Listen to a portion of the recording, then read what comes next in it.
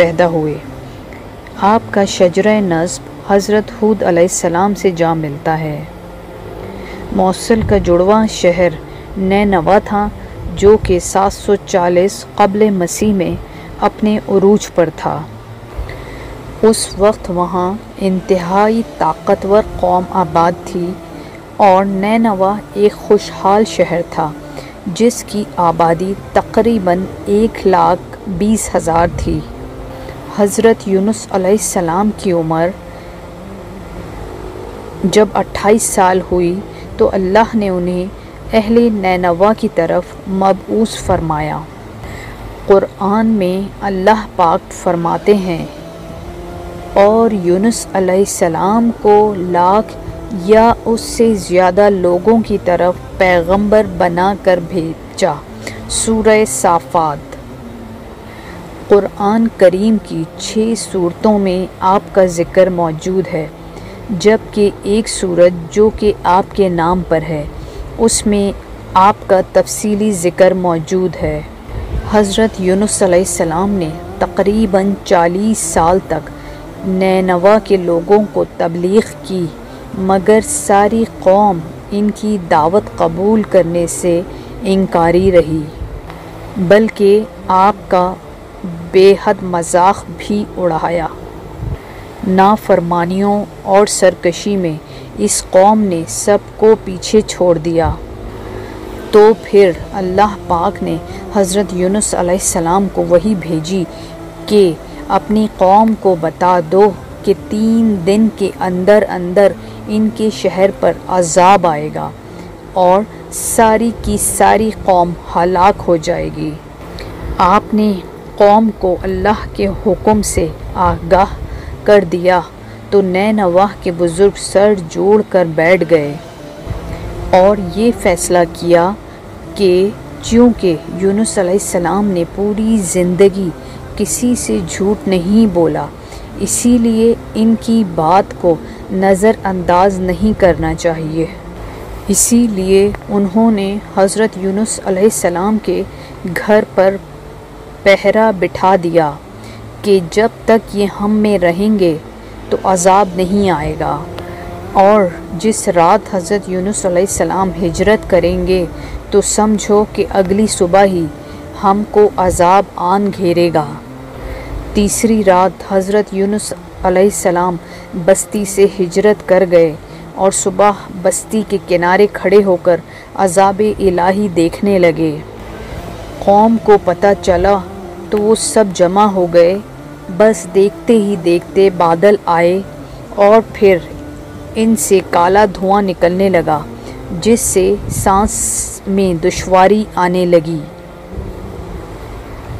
یہ دیکھ کر اہل نینوا حضرت یونس علیہ السلام کو ڈھونڈنے لگے کہ ان کے ہاتھ پر ایمان لے آتے ہیں، نہیں تو یہ عذاب ہمیں ہلاک کر دے گا۔ لیکن جب حضرت یونس علیہ السلام کو نہ پایا تو پھر سارے یکجاں ہو کر اللہ پاک سے دعا کرنے لگے۔ بچے، بوڑھے، جوان، عورتیں سب ایک جگہ ایک دوسرے کو بھول کر توبہ استغفار میں لگ گئے اور وعدہ کیا کہ حضرت یونس علیہ السلام اگر بستی آ جائیں گے تو ان کو اللہ کا نبی مان لیں گے۔ اللہ پاک کو ان کی آہ و بکا اور سچی توبہ بہت پسند آئی، جس پر اللہ پاک نے قوم یونس کو معاف فرما دیا اور عذاب ان سے ٹل گیا۔ اللہ پاک قرآن میں اس کو یوں بیان فرماتے ہیں، پس کوئی بستی ایسی کیوں نہ ہوئی کہ ایمان لاتی تو اس کا ایمان اسے نفع دیتا، سوائے یونس علیہ السلام کی قوم کے۔ جب وہ ایمان لائی تو ہم نے دنیاوی زندگی میں ان سے رسوائی کا عذاب دور کر دیا اور ایک مدت تک ان کو دینوی فوائد سے بہرہ مند رکھا۔ سورہ یوسف۔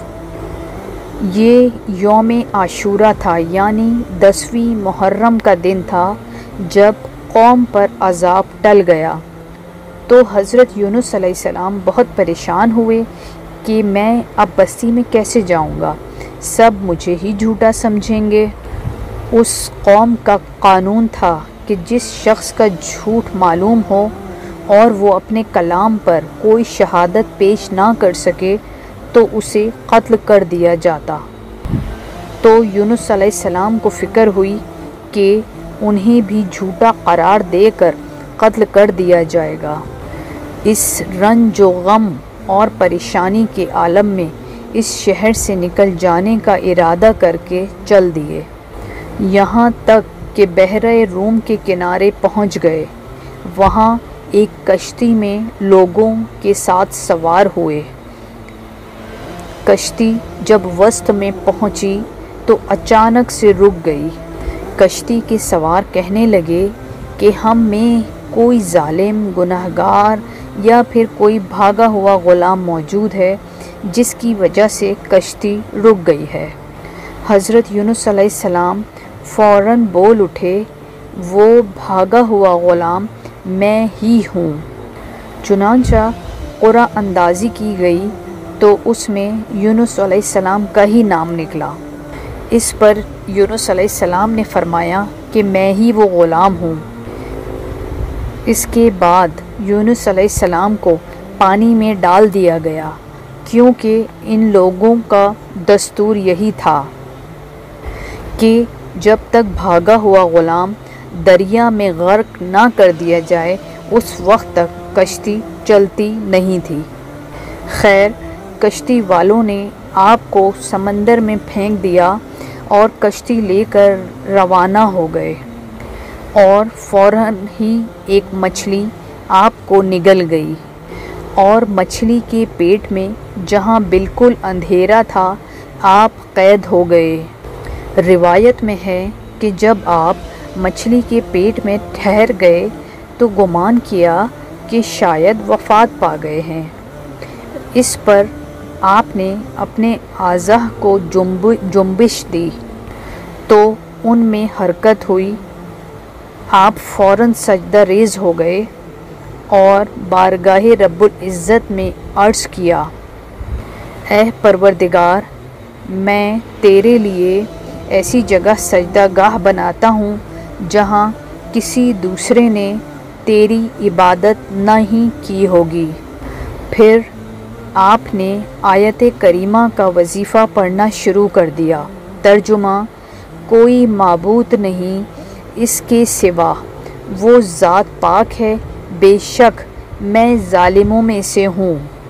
اس وظیفے کی برکت سے اللہ تعالیٰ نے آپ کو اس اندھیری کوٹھری سے نجات دی، اور مچھلی نے کنارے پر آ کر آپ کو 40 دنوں کے بعد اگل دیا۔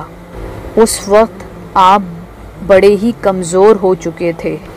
اللہ پاک نے ایک کدو کی بیل آپ کے پاس اگا دی جس نے آپ کے اوپر سایہ کر دیا، اور روزانہ ایک بکری صبح و شام آپ کے پاس آتی جس سے آپ دودھ پیتے۔ جلد ہی آپ تندرست ہو کر شہر نینوا پہنچے، جہاں آپ کے ماننے والوں کی تعداد 1,00,000 سے تجاوز کر گئی۔